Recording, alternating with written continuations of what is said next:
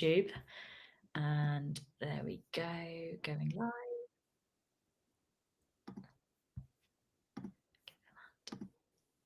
Okay, amazing. We are live on both LinkedIn and YouTube for our final session of this quarter. Well, a final session of the series of creating better business experiences.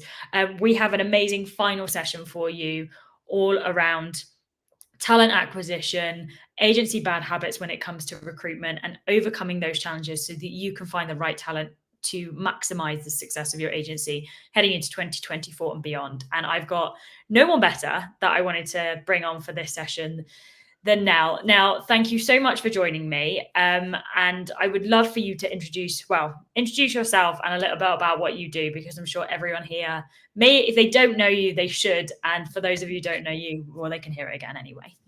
Yeah, amazing. Thank you so much for having me. So yeah, I founded Pink Giraffe in 2019, and my background has been multifaceted, really. So I used to work for a recruitment agency, hiring creative roles into agencies, before then being headhunted out and going in-house to a large global agency delivering talent acquisition services and sourcing for them on a global scale. After many years doing that, I decided to launch Pink Giraffe because we felt there's a bit of a gap in the market, especially with kind of slightly smaller growing agencies, perhaps where they've gone through quite rapid growth, and then things like their talent, their HR and recruitment tends to be left on the back foot slightly. So what happens is they've then got to be very reactional with their recruitment. So if they win a new client, they then need to get 5 new people in to deliver, and it's all very quick and quite rushed. So the idea with Pink Giraffe is we support agencies only, and we help them with that more kind of talent pipelining, talent strategy, understanding when the right time is to hire, and working with them much more consultatively, I suppose, to help them not need to use recruitment agencies as much and start thinking about planning properly in their own employer brand. Yeah. Is there anything that you're seeing currently, I mean, in the market around hiring talent for agencies, that a lot of them are saying to you, whether there's challenges, what are those struggles at the moment around recruitment?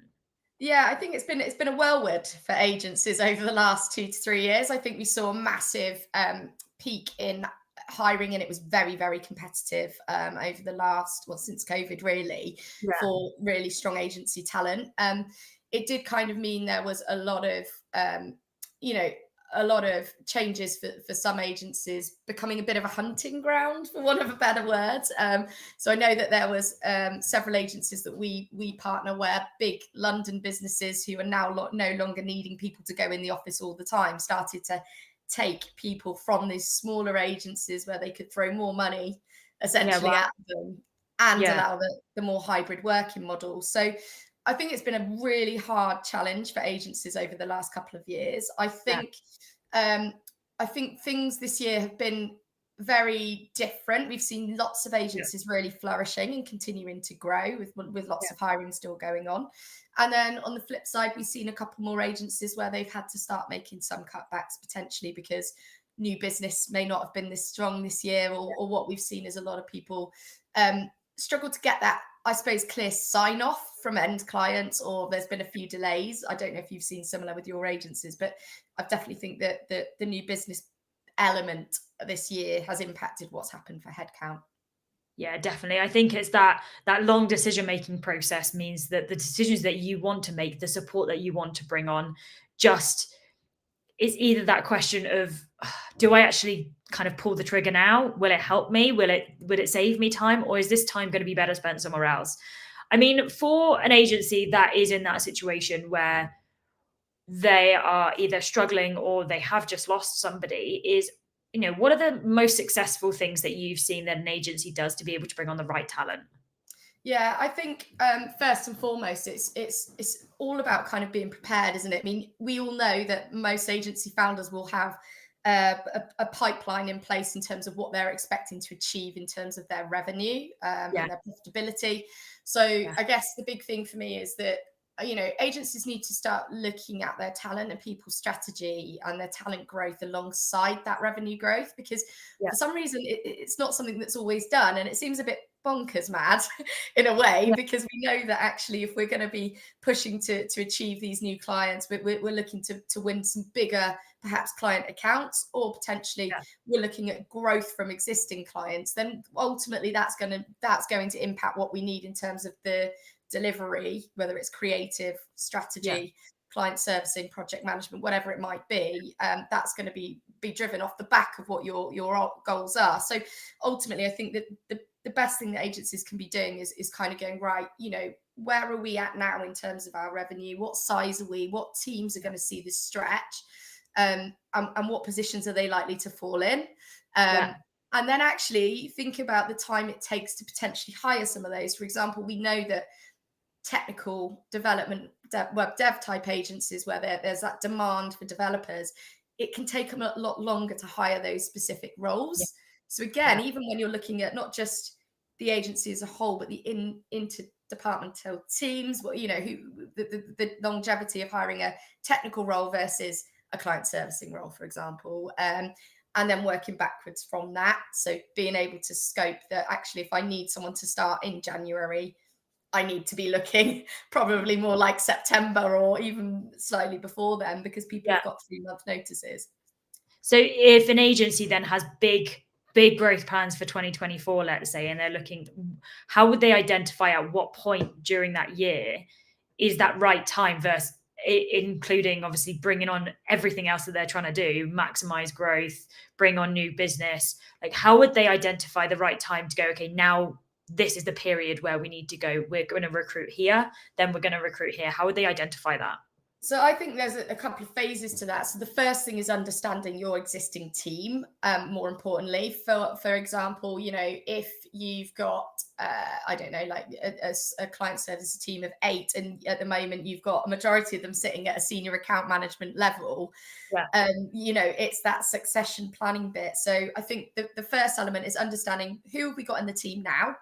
Where are they in terms of their current and existing capacity? What's the performance like potentially between those individuals? Have we got some that are handling, I don't know, 500K in revenue and are delivering those successfully? Have we got others that aren't quite up to speed or there yet?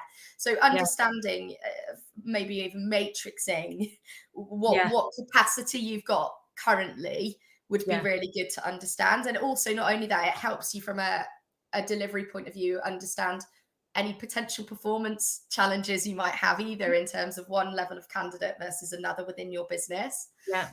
So I definitely look at that. I think also the other thing is that succession piece. So if you are top heavy, and some agencies are naturally, they've kind of grown, promoted people, being able to look at how you can bring in maybe graduates, or bringing account executives and train and develop them, or make sure you've got the capacity to bring in that training and development piece. Otherwise, you're forever having to rehire that more senior level role. And actually, that's also where it's most competitive, because pretty much everyone always says to us, you hear it a lot, I want someone that's got 3 or 4 years experience and ideally is earning 30 to 40, whatever it might be, that typical. Well, that's the most competitive spot to hire. So naturally, you want to mitigate that if you can, and by looking at you're bringing in juniors and training them. So 2 things is, firstly, understanding the scope of the team, then recognizing what training and development you might need in that team to get others up to speed, so that there's good continuity. And that also helps, again, as you can imagine, with if there's a need to swap clients, or if someone's off and you need to jump in, it's that service level and that expectation. So those things I think are really key to recognize first. Now, once you've done that and you've looked at you kind of, what have we already got? What are we missing? Are there any skill sets we're missing? Do we need someone that's more commercially minded, for example, to focus on growth as opposed to more delivery focused? And then looking to recruit for those, I would say that you need to be able to give yourself enough headway. We see a lot of, even senior AMs, ADs, etc., on 3-month notices. So, planning from that backwards. So looking at succession, the more you can do with your immediate team, the more you can understand what gaps you've got there and what you need to do, the easier it becomes to make the right hiring decisions later down the line around what it is we need, and what we need to do better at training and developing in personally. Yeah. And that's really interesting, because I speak to a lot of people that again, they want that more senior role, but you're right, it's looking at what we've got to identify where actually is the role most needed. Because yes, as much as it would be beneficial to have another senior level, but actually, have we got in the growth plan, is there scope for that? And actually, do we need someone that's more junior that we can build up to that, but we can also start to develop some of that lower level work to be able to free up time from the existing account manager or client services manager to be able to grow even further. Yeah. And again, I think sorry, carry on. I was going to say with that, again, another key factor to that, as you've just clearly mentioned, is agency size and scope. Because, you know, the larger agencies might have the budgets there. Potentially they've got the higher servicing or valued clients, whereas a lot of the maybe slightly smaller agencies won't have. So again, that you might find that actually succession planning is going to work a lot better at that level, provided you've got some resource in there to be able to do that. Yeah. I mean, at that smaller level, if that founder is because I know that I speak to a lot of founders that are dealing with managing all of their clients, managing a lot of delivery, being ad hoc supportive to training for the team as well. So being able to manage everything, they haven't got much time. So they're looking on bringing in that person to help support them, whether that's an AM, a PM, client services. How do they know what role that they should be looking for? And the other one is, because there's so many differences in those as well. And when is the right time for them to know that they need that person? Yeah, that's a good one. I think the hardest thing for agency founders is that they are wearing so many hats all of the time. And so kind of quite often what we find, because we work with kind of those, you know, and taking on their first hire, in fact, all the way through to larger agencies, I think what we find is quite often they'll come to us and go, you know, I need an account manager, or I need you know, a copywriter, whatever it might be, depending on their agency type. But quite often it feels a bit finger in the air. And so for us, I think one thing that we like to invest time in doing, and I think I would ask any founder to do this, because it does really help, is to do basically do a brain dump of your role specifically, and navigate what pots they fall into. Like, how much time are you spending on client communication, responding to emails, jumping on those active client calls? Put that under your account management piece. How much of it are you actually spending doing, you know, if you're a PR or comms agency, doing the actual communication piece? Because at the moment you're still the first on board. And how much of that is like the written work and doing the doing, and how much of it is kind of the project planning side. So I'd say the first thing to do is navigate how much of your role is split into which avenue: client services, project management, hands-on kind of marketing expertise, and then admin.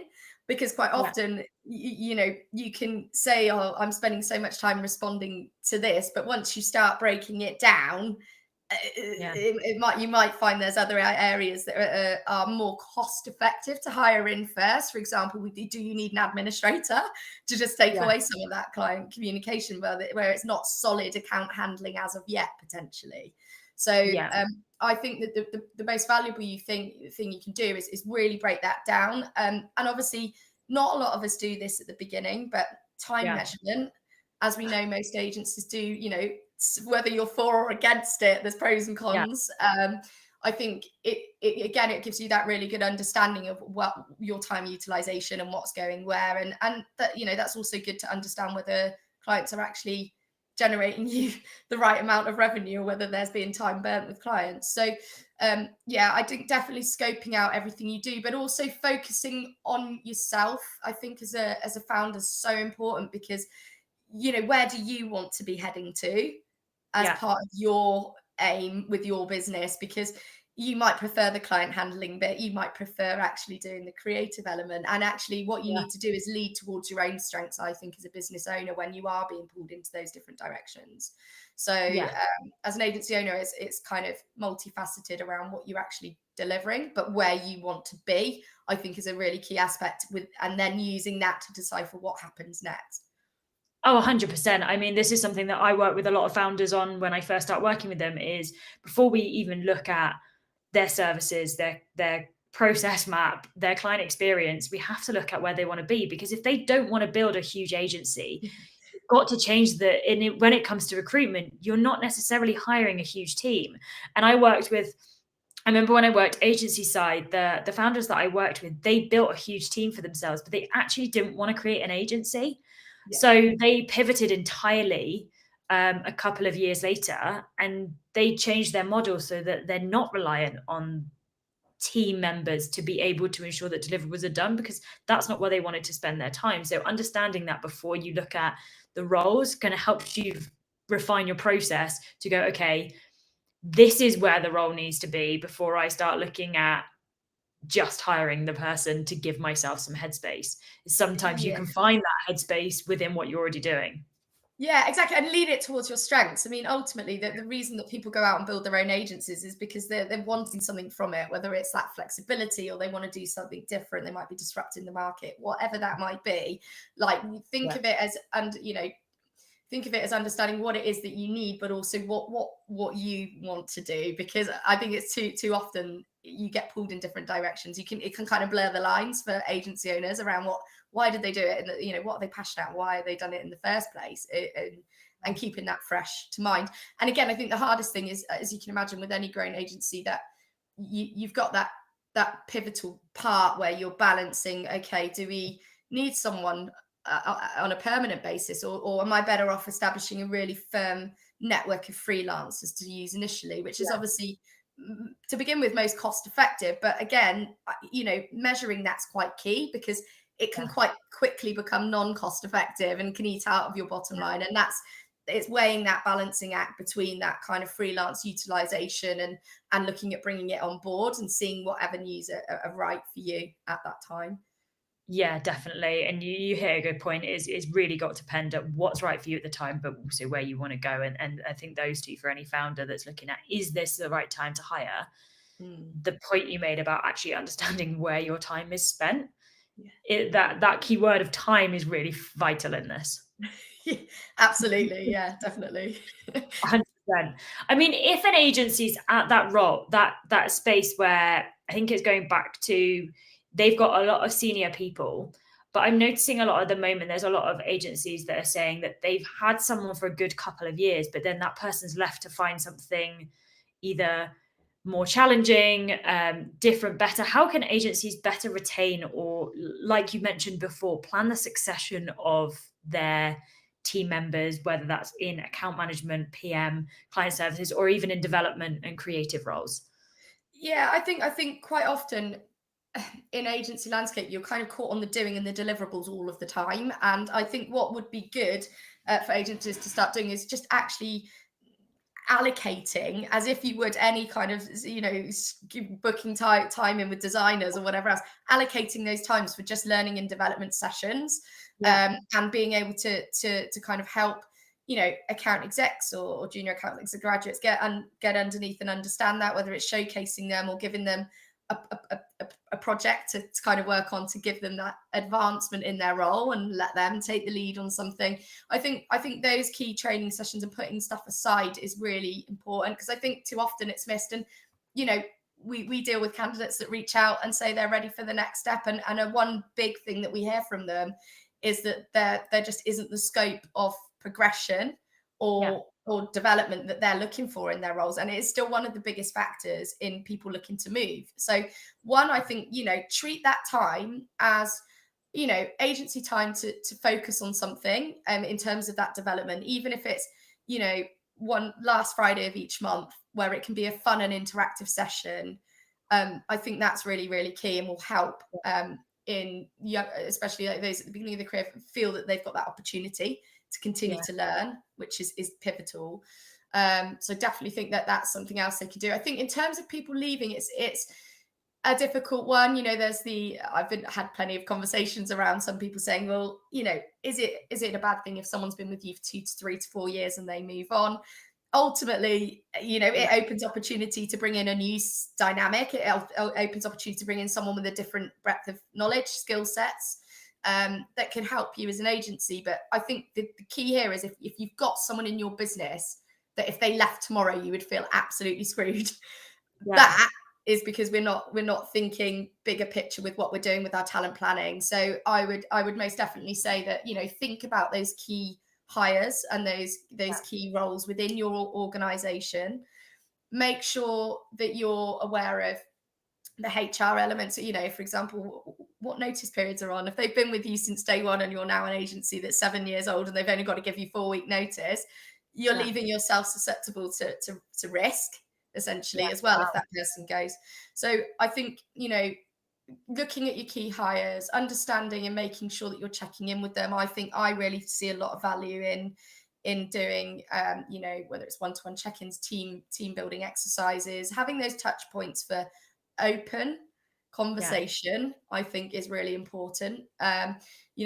We do a lot of like employee satisfaction studies with teams, and it's amazing how much we can see, and it opens them up to understanding what they're liking and maybe struggling with within their roles. So I think to make people feel engaged, one, you have to give them opportunity to engage in the first place, which sounds crazy, but sometimes they don't get that time. So making sure that it's a really open place to communicate clearly around what's going on. And I think making people feel informed, it's not all about the leadership team, but I think how that's filtered and communicated to wider team members also buys that level of engagement.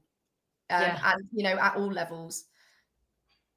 It's communication across makes a huge difference, because it also brings that collaborative element, completely changes how an agency operates. I mean, from my side, obviously success with their clients, and their clients notice the internals, but team members notice the challenges that they're facing internally, as to they see things from above, they hear things all the time. So it's looking at how can we be open and transparent, but also reflecting and keeping them growing as such. Yeah, and I think, there's been, other kind of collaboration sessions where you obviously, we're really passionate about culture. We're really passionate about value alignment. So, thinking about those things when not just when you're hiring and how you can integrate those things into your hiring process, but also ongoing workshops allow for us to continue to check that we're still engaged and that we're still breeding this culture that's based very much on values being an integral part of who we are within the business, rather than just words that a business is using. So I think that, again, having those interactive sessions, it helps instill that into your business. And I think if people are feeling like they're engaged and they're part of something exciting, then they will ultimately stay longer. Yeah, definitely. I mean, if anyone has any questions for Nel that's watching live, or if you're watching the replay, make sure to drop them in the comments. I will be checking this. I'll make sure to tag Nel on anything that you guys have asked. We had a conversation earlier, and you mentioned about a lot of agencies that are talking and asking you about tools for recruitment. I mean, this, along with probably the topic of AI, and I don't know how you feel about AI in recruitment, if that's even on the horizon, but I mean, tools to support the recruitment process. You said there are definitely some pros to that, but there are also some cons. I mean, talk to me a little bit about what's happening with that and what people should be aware of. Yeah, I mean, obviously, I'm an advocate of really good ATS systems, applicant tracking systems, and I do encourage agencies to make sure that they are using something like that. There's loads of different ones available, because there's several reasons. One is it's great in terms of data capture, GDPR. You're holding a lot of people's personal information on that CV, so that is key, and it's also good for being able to engage long term with candidates that have applied again. So ultimately you do see the same roles become available within your business. So if you think about the fact that you use recruitment companies quite often and they'll send a CV, if you've got somewhere to store that, normally after 12 months that recruiter won't be able to have ownership over that candidate. So thinking smartly about ways you can save these candidates, engage with them, keep them motivated around your brand is key. So ATS systems are great for that. And it can make it nice and streamlined in terms of the process itself. The one thing that again, it's all about how you use these systems. They're there to support you in delivering a good recruitment and talent service, what they're not there to do is replace us. And I think one thing that's key is quite a lot of people are now using them to kind of get people to do application forms or to send other documents in, whatever it might be. But the onus is on I think the relationship there. And for me, I think candidates find it off-putting if we ask too much of them through that ATS to begin with, when they aren't yet really engaging with who you are as a brand and what your agency has to offer them in terms of that career.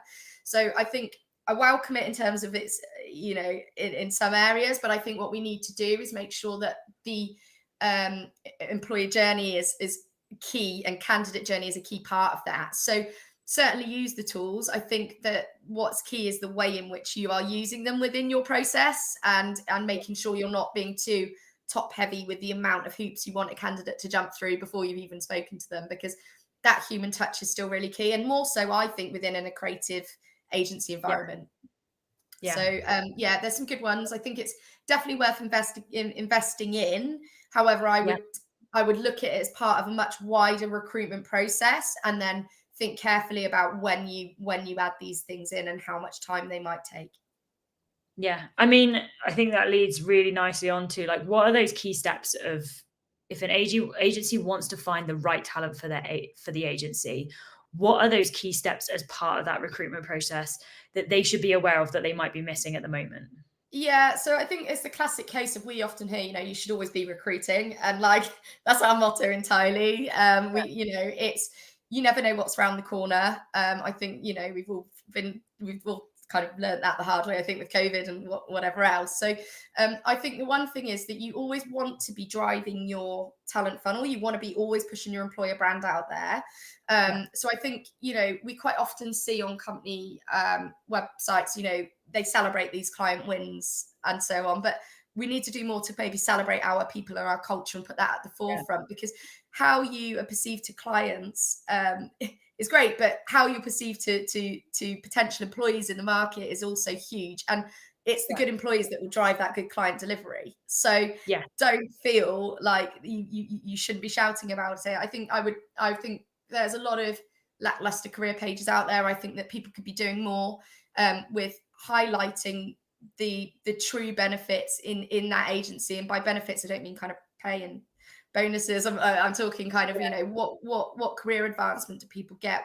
Give some snapshots of some real life examples of people that have been employed in your business that have progressed, and get them on video. Why have they liked it? And, use these things to continually drive your employer engagement, because if you hit the go button and you've got no one there that's following you or aware of you, what a great place you are to work, it's going to be harder than it is to build on that. And as marketers start, getting that wheel spinning for talent attraction. So definitely looking at your employer brand as really key and important, I think it is major. And actually it will help. I think it will help those client wins ultimately too. I mean, it goes hand in hand with new business, because if clients see that the business they've not got much of an employer brand, they don't really know the faces of who's working with them.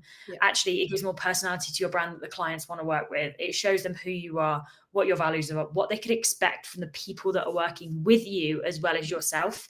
Because your sales team, or you that's going out and getting new business, you're not the primary person that's going to be working with them on a day-to-day basis. So how can they find that out without communicating with them or understanding who the team are beforehand? Yeah, absolutely. And I think, the biggest gap that I personally see is that I think there's a lot of reluctance to consider graduate level roles within agency, because we need to go, and there's some great grads out there. Thinking about that in terms of what can we be doing to engage with, younger talent or talent in general that can bring to the table some good options. And these are the people that are immersing themselves in tech probably way more than a lot of us have been previously. That's also kind of I think a real key thing is to consider is looking at that long-term planning.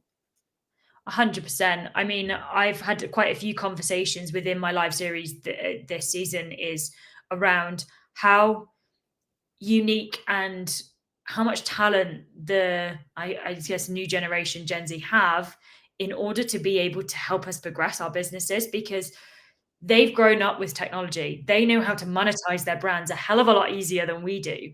So actually giving them the opportunity to get creative with understanding how we can better use technology to our advantage within the business is huge. And often they've got a hell of a lot better ideas. I mean, I follow people loads younger than me that are absolutely doing insane things with their businesses and investing. And I was like, I had no idea about this. How the hell have they found out about it? So taking a chance on them is probably going to help us more in the long run as well. I mean, exactly. Yeah, it's just huge. I'm super aware of time, but I know that you have some amazing things going on within Pink Giraffe that I would love to share. I'd love for you to share with everyone that they can get involved with at the moment. Yeah, so we've got a couple of new initiatives that we're rolling out. Only 2 have been rolled out of the 3 at the moment. The next one's coming in the beginning of next year, so you'll have to keep your eyes peeled. So the first thing that we've rolled out is Talent Tuesdays, and we did this because we saw slightly higher levels of redundancies happening in some businesses. So the idea with Talent Tuesdays is it's a newsletter that goes out bi-weekly, and it's full of superb agency people, all levels, all different types of kind of, whether they're from creative or development, that have become available due to redundancy. And what we do is we send a snapshot of these great individuals out to any agency founders that are looking to grow. So what it means is we're connecting those that have unfortunately been in that position with agencies that are potentially growing. So we're currently, anyone that's been made redundant, we're happy to have a conversation with and support them through this. We've also got some really useful tools on how to deal with redundancy and help support them through that, because it is a challenging time. And then we're also keen to speak to any agencies that are growing that might want to snap up some incredible talent. So we're just essentially pairing the 2 together to make sure that we can get as many people back into work as possible. And then the newest initiative, which is being rolled out in February, is called Capture the Culture. And it's a bit of a challenge whereby what we're doing is we're trying to, and again, it feeds back to our point around growing your employer brand, putting yourselves out there, showing what your agencies are made of. We are in the midst of creating some incredible Pink Giraffe boxes of fun. And we have started to, and it's been really difficult, choose a number of agencies that we've heard good things about, that we feel would be great at showcasing their culture. So what will happen is these boxes will go out in the post to agencies who think they've got the best culture ever to showcase what they've done. And there's loads of boxes. There's weird and wonderful stuff in there to play around with. And then we're going to be feeding that back into socials. And there will be some prizes and a lot of money given to charity for the agencies that get involved in our Capture the Culture initiative, which will be judged by a load of agency experts. I love that. I think that's absolutely brilliant. It just kind of brings it all back in one big loop. And for any agencies that are watching this, contact now, see how you can get involved. My last question for you, and I'm so thankful to everyone that stayed on for this. If someone is looking to hire the right talent now and they're watching this, what's one thing that they can go away from this immediately and they should do to find that key person?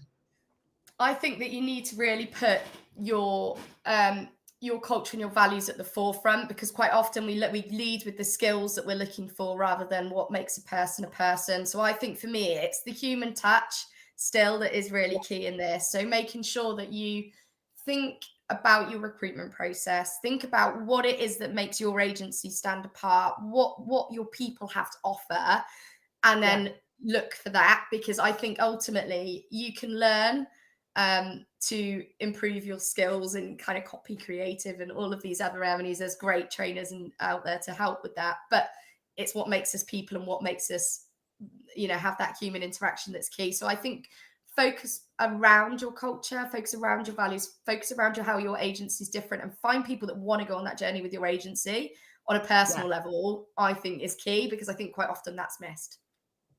Amazing. I mean, thank you so much for joining me. Thank you to everyone that's watching. Again, if you have any questions, drop them in the chat, drop them in the comments, and we'll make sure to get those answered. And if you would like to, I'll make sure all Nel's contact information is in there as well. So reach out to her, connect with her if you haven't on LinkedIn, check out her website for all the amazing roles, and chat to her about all the candidates that she has got, and sign up to that bi-weekly newsletter. Yeah. And Thank you for joining me. Thank you. Thank you so much for having me. It's been brilliant. Really good. Amazing. Well, thank you all for joining me this series. It's been a long one. All of these are forever on my LinkedIn, as long as LinkedIn keeps them, and on YouTube as well. So you can catch them on my channel. If you're watching this, please like and subscribe. I know everyone says that at the end of them, but please do, because the more content I can push out there for you guys talking about your client experience operations and creating a better business experience with experts like Nel, the better for everybody. And